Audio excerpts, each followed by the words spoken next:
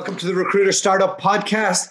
I've got the one and only Simon Lewis on the podcast today. How are you, sir? I'm good. Thank you very much, Dualta. Very good. Yeah, well, I'm pretending to be at least.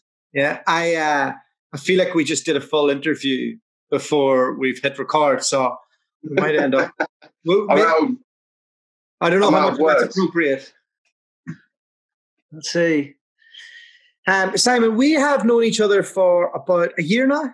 Is that fair? Yeah, maybe slightly longer. I mean, it feels longer, doesn't it? Kind of dating a little bit, getting to know each other. Flirting. Yeah. You kindly invited us to speak at a couple of your events, which was really good. So thank you for that. It kind of gave us the confidence then to go speak at the Agency Expo. We're like, well, maybe we could do this type of thing. This is, this is interesting. And for anybody who doesn't know you, give us your elevator pitch there. My elevator pitch. Cool. I'm going to have to do one of these for a little while. Well, you kindly pointed out before you press record on this that I've been in recruitment for over 20 years now. 20 years. And I suggested that I didn't look like it, but you didn't say anything at that point. So I kind of better hair than me, though. So yes, hair. You know. So having spent a long time doing rec sales and marketing recruitment, I then set up Only Marketing job board, multi-award winning. Not going through some amazing times right now, but alongside that, I run a network, members only, which is based around high-performing recruitment agency leaders who share content, get together. It's events, networking, online, obviously now, more than it is offline. And we help through mindset change. So it's about creating great advantages for recruitment agency leaders through all sense of times, but especially now it's hot. How would you say maybe your organization is different from the recruitment network or that other crowd up the north? I'm often asked this, Dualta, as you would imagine. My answer is that there's a place for all of us, and I'll never say anything defamatory about anybody because I think they've each got their own merits. Ours is very much about sharing, collaboration and networking, genuinely building relationships through what was obviously and hopefully will be offline, but now very much online. So we've got our own website, we've got WhatsApp group, as I'm sure everybody has, but it's a collaboration, I feel. We've got members who were members of two of those networks that you mentioned. They've now moved over. And the overriding sort of sense is that ours is a bit more collaborative than theirs, a bit more networking orientated. We've got trainers and coaches and mentors and NEDs in our network. I don't do any of that myself. I think that might distinguish us a little bit different from the others. So there's no sort of motives underneath it, really. It is all about the members, and it isn't necessarily about the owners of those networks, if that makes sense. Yeah, no. I've attended one of James's events, but I think I've probably just fallen into your circle a bit more. Everybody's really open. Everyone kind of wants to learn. The events are fun, especially if you like your booze. Which well, that's a USP, I suppose, of mine. Always has been, Doctor. Even 25 years ago. So one of the reasons I want to get you on is you run a members network. What type of things are happening out there at the moment in the recruitment world? What are you hearing from your members? Yeah, really interesting. I mean, our network is made up of almost, I would say, every single sector. Name a sector, it's probably we've got it in our network, which may or may not distinguish it from others also.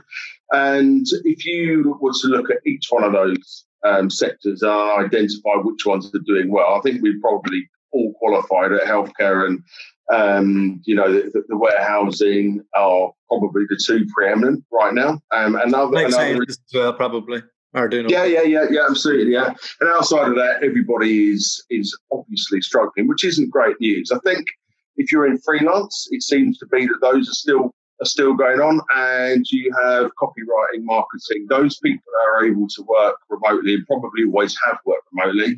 There is obviously the issue with the hiring itself, but those people, nonetheless, are still finding work. Outside of that, perm hires anywhere, for obvious reasons, are going to be tricky. But I don't think there's any sector that hasn't been affected by it.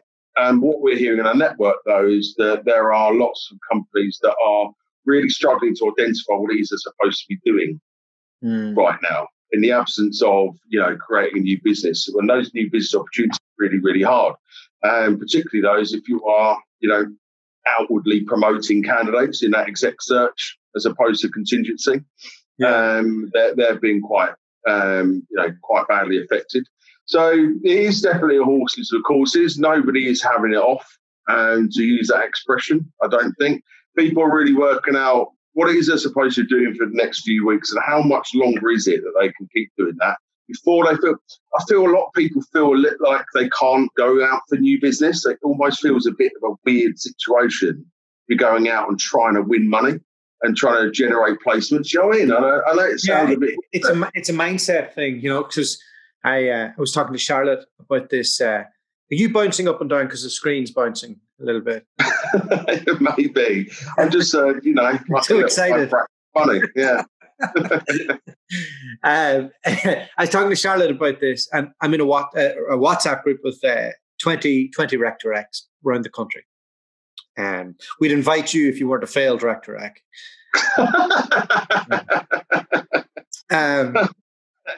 Very good, yeah. Yeah. So she said, she's like, oh, nobody's hiring. And I was like, the other guys are still doing a little bit here. Because what we're doing in the morning is shout out the wins that you're having. You don't have to give us any intel, but who has interviews happening, who has offers happening, who's doing deals. And it isn't what it was, but there is still things out there and there are still people hiring. There's a lot of people kicking tires, though. There's a lot of people pretending they're hiring for branding. So it's bloody hard to, firstly, decipher who's hiring through Rector Egg, and then who is just pretending they're hiring for branding's sake. And that's where it's becoming a bit arduous, Yeah, and arduous is probably an appropriate word there. I mean, look, you have to, in times like this, you have to kind of look at what you're doing. And in our group, in our WhatsApp group particularly, and you're part of that, and you can see what goes on. And it's a genuine, honest, upfront group. People say what it is and how they're doing. And, you can go onto LinkedIn and you can see, oh, yeah, I made that placement, made that hire, got another job on. Who are they, what would you do that ordinarily? Is that all some behaviour that you would have done 4 weeks ago? Probably not. But, as an industry, we have that nature, don't we? It's all about, who's got the biggest balls and, who's swinging what. And I think it references your mindset thing there, Dalton, you mentioned earlier. If you're out there just outwardly looking at what's going on around you, you can be convinced into what you want to be, what your mind's going to convince you into, can't it? Just crack on with your own stuff. Just do what you're doing because, and listen and learn from others, but don't just see and believe what's going on out in the market. Supposedly, because it probably isn't the case. And if it is, fair play, but don't go and bleat it around. I don't know why you would, because you would have done it 4 weeks ago. I think because the media is so negative out there, it can affect a lot of people. Have you done any events on mindset and how to improve that? Have you had any speakers? Yeah, well, strangely enough, have you heard of do you know Andrew Sillitoe? I've heard of him. Yeah. So he's an ex-GB hockey coach, having played a really country level or international level, I should say, himself. Now he's actually due to speak at this year's members only retreat. If that happens, who knows? September, a little bit too far down the line, but hopefully it will do. But in the meantime, we've got a podcast with him. Webinar with him on Monday, which is exactly that: how to stay focused, what you should be doing, that whole mindset thing, and keeping yourself. We didn't set this up for you to plug that. That this just actually. No, I know. But you asked. You asked me whether or not I was doing a webinar mindset, and I am. People will be thinking, hey, make sure you mention the Andrew Sled. Not at all, not at all. And I've only confirmed it today. So your question is totally pertinent. And like I say, look, we all need it, right? I need it. People I know need it. Mindset, right? This fascinates me. When this started, a lot of the Rectorex in the group that I'm in, and even in your group, a lot of people were like, "It's fine. We're still hired. Everybody's hired. It's great. Not. We're going to get through. This is only a blip." Then you see a couple of chinks in the armor. Yeah.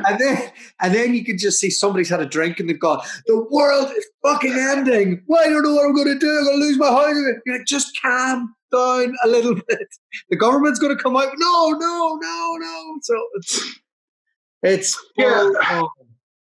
look, what's the DNA of most recruiters, right? And I'm going to massively stereotype here. Perhaps it's just me. It's a 0 to 100, isn't it? There's no 50 in recruitment, and the DNA of a recruiter is it's either fucking awful or brilliant, and there's that, and half the time, because the way we are, it's always brilliant, isn't it? Even if it's not. And I don't think it's going to take a lot of stoicism, a lot of sort of outward bollocks, to be fair, to just kind of push through all of this without feeling at any point, like you said, a chink in your armour, and being unable to hide that. And also, my thought on that is, why would you now? Because that is a mindset thing. If you're forever just pushing through, this is great, but it's not. Psychologically, that's not working, is it? And you do need to share, and that whole expression, you do need to talk, and the hashtag in this together genuinely is that. And I do really feel that as well. Not just in recruitment, but in all different sectors. Of wander about, you speak to people 2 meters apart, clearly, and there is that sense of that. And I think recruitment, as a result, is going to come out in a much better, certainly different place than it was. That's an interesting one to jump into. How many people were furloughed, lost their job, would you say, in the recruitment sector? Loads more than anyone would say. I mean, I know 2 recruitment agencies that furloughed. One of them furloughed all their staff, and there's a lot of them. The other one furloughed half their staff, and there's quite a few of those. And both of them were like, we hope this doesn't get out into the market. We really don't want people to know this. I was like, why? What do you think? The only 2 that are going to do it? I mean, most are. And, is my interpretation anyway. And to a certain extent, why wouldn't you? Unless you can genuinely afford to keep that all going, and you've got the clients and the business coming in, why? I don't know how you can. I don't know how it's sustainable, particularly if you've got massive overheads, and people like us who've been working from home and working remotely for ages don't have that. And we're fortunate in that regard. And there are many others that have set up in the last 18 months that will be in the same position, set up differently, they're small and they've grown, but maybe not grown sufficiently to need an office, or deliberately not scaled it because they don't want that over, that thing hanging over them. But lots have been around for ages, and they've scaled now good, brilliant organisations. So it's got no choice. And I don't know. Is there a stigma attached to the furlough? I don't know. Maybe there was, but I don't see that there is. But what do you think the effects will be when business comes back on? Do you think those people will stay in the industry? Do you think, what are the knock-on effects, do you think? I think you're going to have. I think it's going to be a multifarious, Dolce. I think you're going to have a lot of people that have been furloughed won't come back. There won't be a job for them to come back to. That's one aspect. There will be other people who get to the end of 2 or 3 months and think this just isn't for me. And so even when the times come back and we're all able to go back to work ordinarily and the thing takes place, just won't be interested. They'll go out of the industry, look for something else because they would have been damaged. And it's a damaging time. And this isn't just recruitment, it's every industry, obviously, but in recruitment, which is all based on high octane, you've got to be motivated the whole time. It's all about sales, all about pushing through. And you're certainly, if you do you're only as good as your last deal. You've got to start all that over again. You need momentum for that. And that momentum and the wind is going to be completely taken up people's sales from this. It really, really is. It's going to be quite damaging. Other people, though, if they get through and are still here, will go, I know I can get through anything. And that whole sort of armadillo shield that really, really good recruiters have, will make them even better, even more resilient to change. And that resilience is really where we're at, isn't it? With recruitment, you can't do a job that we do, generally speaking, unless you've got that sense of resilience. And I know the individual that we hire these days has changed, and it's not quite so much about the balls and the money and all of that kind of thing. But nonetheless, the job is still, it requires you to be, able to take you raise an interesting point there. So I'm kind of going to hone in on the word momentum, and you're really it's so much fun, recruitment, when you have momentum, because you're like, this one creates this one and this one creates this one, and you're just doing this here and everything's happening. But starting it all from scratch is really hard, even if you have lots of experience. And what would worry me about these companies that have furloughed 500 people, 200 people, whatever it is how do you go from getting everybody back off furlough and creating enough momentum to be able to sustain them all when the government isn't supporting them? Because those people were only hired because the momentum of this person paid for this person and paid for this person and then the sum of the parts was greater than was greater than the individual. So are they? I have no clue how this is going to happen, but surely they can't bring everybody back at the same time and hope that everything's going to be okay. Crack on, as you were. Exactly. And outside that is a different aspect, isn't it? It's not even about it is, but how many of them are going to come back in the first place? In whatever regard that, whatever way that looks, how many of them are, and it will be. There will be a significant proportion of people we will lose in the industry, right? And not only that, but how many are going to be, sort of damaged sufficiently? Well, they come through and they go, right, okay, I can't go back to that company now because they don't look like they did before we got into the situation. But I do want to stay in recruitment, though. When I go to another organisation, I'm going to start again. But they never wanted to leave their company in the first place. And now they're going to another company, not really begrudgingly, to a certain extent, forcefully, because there's nothing else for them to do. They think they want it, but it doesn't quite work. That's going to have a damaging effect on the company that they join, because they might not be quite with it. They've got some baggage that goes with it. But not only that, but how many of them after this think, do you know what, that working from home, that working remotely, that I thought I always wanted, is what I want? So I would think some of them will, but it's a very unfair test. So if you work from home in a good market when you have childcare and you live in the countryside and you have work-life balance and everything's fine and there's fucking restaurants open and all the rest, that work from home is great. Yeah. But if you're stuck in a little flat in London under quarantine and you're working from home in a shit market with a boss that you resent for furloughing you, I think it's an unfair. Yeah. But under normal circumstances, I wonder will some of them go, imagine this if everything was what it was and I had this ability. That's what I mean. And I don't think anyone's going to come out and go, Joe, I fucking love working. I want as a blinder, don't have to go out for 3 months. And what a touch and wake up every morning and, there's no commute. People will see it, imagine this scenario in better times. I could see how I coped with this, but it's not about coping. In a good time, it's not about coping. That's what you want. That is what you are able to do and enjoy all the trappings that come with that work remotely. But I do think, though, the bosses are going to have a real issue when it comes to the end of this and trying to get people back to let's just call it a 9 to 5. It isn't 9 to 5, but you know what I mean. Yeah. Going back, doing that commute, going back into the office with big overheads. They're not getting the grants from the government anymore to pay for their, and anyway, in recruitment, how many of them are getting those grants? Unless you're in hospitality or travel or tourism or retail, probably not. And I don't even know if recruiters get it full stop. But, that is going to be a real tricky thing from a leader point of view. I wonder, what it'll mean for commercial real estate and renting in cities and living in cities. This could completely change the the face of the world of work, and it could completely change as a result.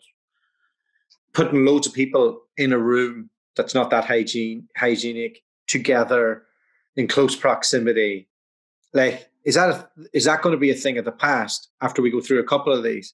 And are we getting too deep down a rabbit hole here?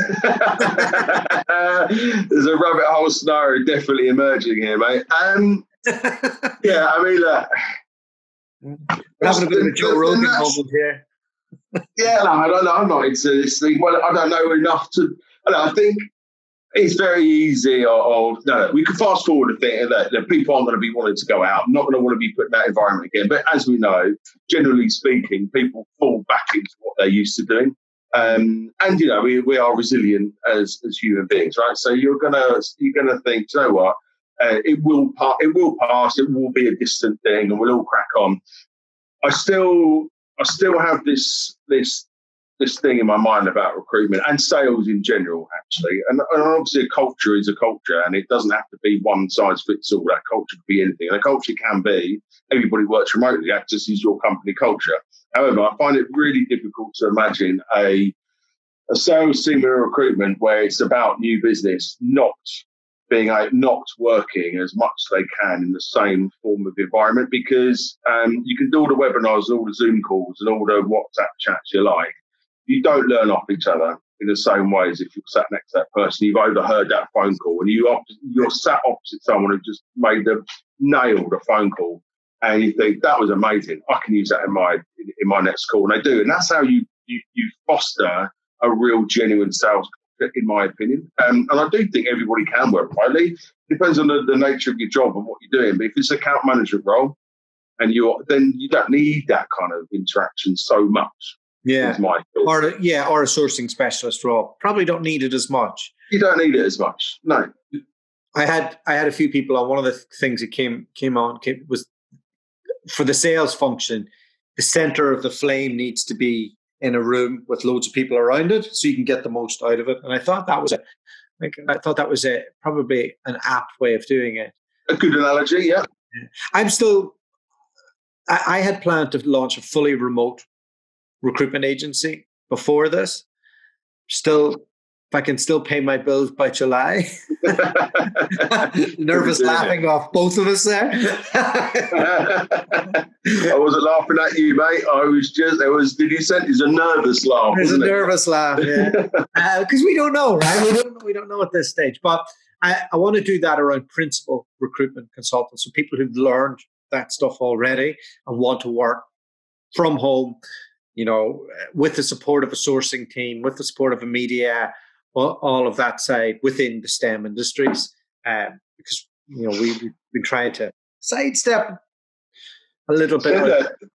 There are great companies out there that do this already, but I think there'll be more who operate as recruitment groups. So I don't know, it's called Recruitment Group Limited, whatever it might be called, and you've got various different functions and sectors within that group, and none of those groups are expected to exponentially grow, and they're not going to be like multi-billion-pound organisations, but they are specialists in what they do.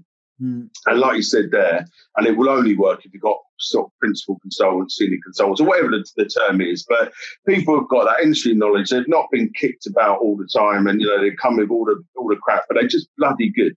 And they don't want to work independently, set their own thing, because they just don't. And they want to be part of something. But that part of something, that group, that doesn't need to be in one centralised office, like the old days of divisions. Because that's what they are, isn't they? Separate divisions. But they're operating probably as independent limited companies within the group, as they should be. And maybe there's a cross-pollination of shares and directorships amongst that. That works. And it already does work remotely from people working like you and I have done for quite a while. And I can see there being loads of those. I can see loads of M&As as well coming through, probably in part to set up those kind of groups. Lots of companies joining forces and buyouts. I could see a lot of that.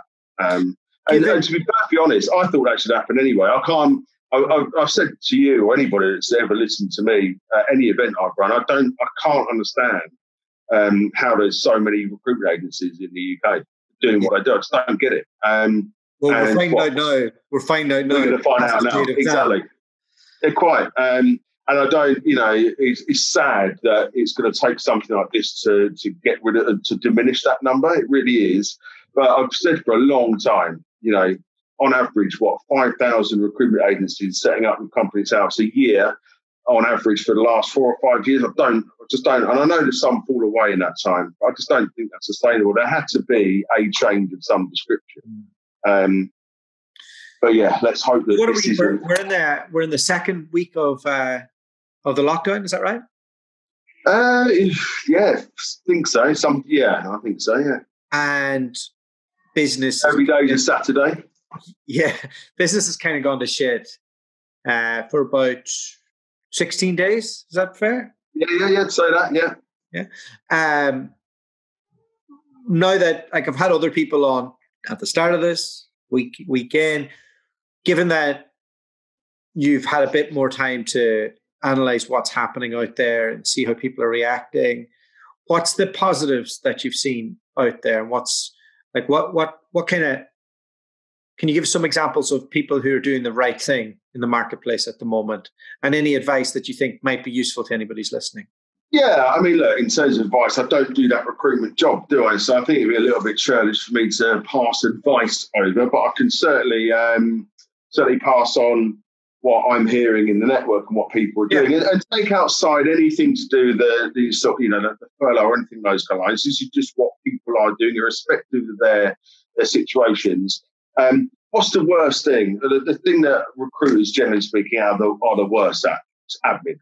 Right, anything like that, it just doesn't fit the profile, does it, of a out there new business salesperson. Even the account management resources aren't that great, although they should be. But that, and I'm going to put admin in a real inverted commas big box there, because it encompasses a lot of things, right? But contacting their database, wow. Actually going in there and identifying and speaking with people that are on their actual CRM that they're paying for, as opposed to leaping straight onto LinkedIn, is one thing. And getting really, really good with communications around that. And that communications can be phone calls, it can be email, it can be marketing. There's a lot more marketing going on now on a customer retention basis and a candidate retention basis. That's one thing. Having great conversations, I know it sounds weird using that word, great, with clients, but people find out if they've got any jobs, but finding out to see how they are. What's their business look like? What is it that they are doing? And really getting under the skin of it. Because again, and I'm not saying this is a sweeping statement. I know there's some brilliant recruiters out there do a brilliant job on the coalface and get underneath the bonnet of their clients and go on site and do that job. But ordinarily, it's a case of there's a guy, you want that person, there's that person, and off you go, you pick up the new thing. So having phone calls without the need or the pressure or the thought of this has got to have a pound note attached to it. And at the end of it, if you do that right, then who are they going to come to when the market does pick up? You. And the same with the candidates, and the same with those people in your CRM. Who are they going to be remembering when they are the person of the job and they're great at what they do? It's going to be you. Sorting out your social channels, and obviously that depends on who you've got in your company, so whether or not that's your job or somebody else's, and if they're still able to be working, then fantastic. Building your brand, not just through social, but through that email marketing as well. All those jobs that everyone knows they need to do, but it's just something always gets in the way. Another candidate's come through, another job spec comes through, and whatever it might be, I've got to hire, I'm hiring new staff, all those things. You can't do any of that stuff now, or certainly not at the moment anyway. And how long it is until we can, who knows? So in the meanwhile, the guys that I look at and think you're doing the right thing are those that are taking real care and attention over sort of their admin, and starts with their CRM, which is often abandoned in a general day-to-day practice. And again, I'm not saying that's everybody, because it isn't everybody, but in the main, the DNA of a recruiter is not to do that. It's the next one. It's where the money is. And the money isn't trawling through 100 people on your CV, on your CRM. Maybe it could be now. David, tell me, how can we join the recruitment network? Sorry, not the recruitment network. Members only. Edit my recruitment network. If you want to join members only, the members only recruitment network, You contact me directly through LinkedIn, or you can email simon@membersonlyuk.com. My mobile's on my LinkedIn profile. Or you can go to membersonlyuk.com. The website, you'll see it looks a little bit alternative, a little bit different to what you normally expect to see, which is indicative of what we have within the network itself. So, yeah, it's membersonlyuk.com. Okay, great. When we share clips from this, we'll tag you in it and make sure that everybody knows you. And the retreat, hopefully it goes ahead in September.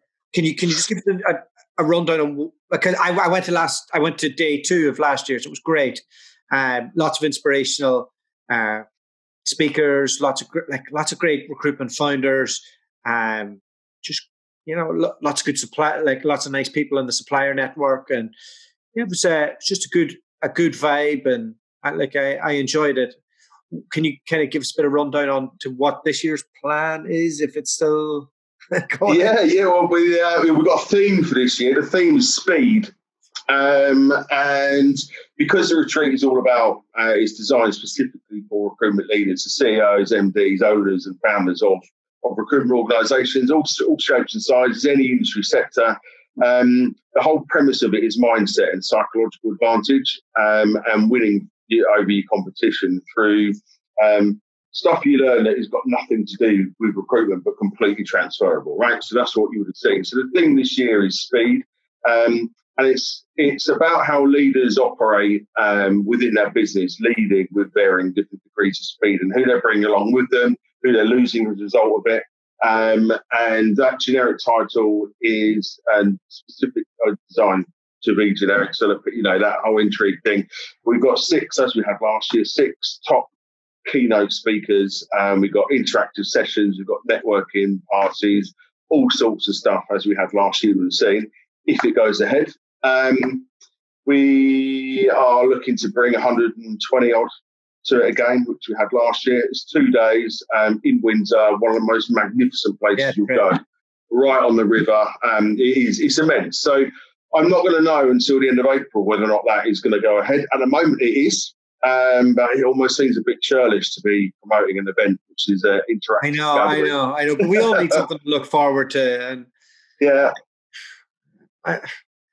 that is the thing, when you're like, you feel guilty to sell something, like that's a mindset thing. Well, this is different though. It's not so much selling. It's about the fact that it's the whole premise of it is bringing 100 people together in one space. I mean, it's sort of taking a piss out of Boris, really, isn't it? If I do that.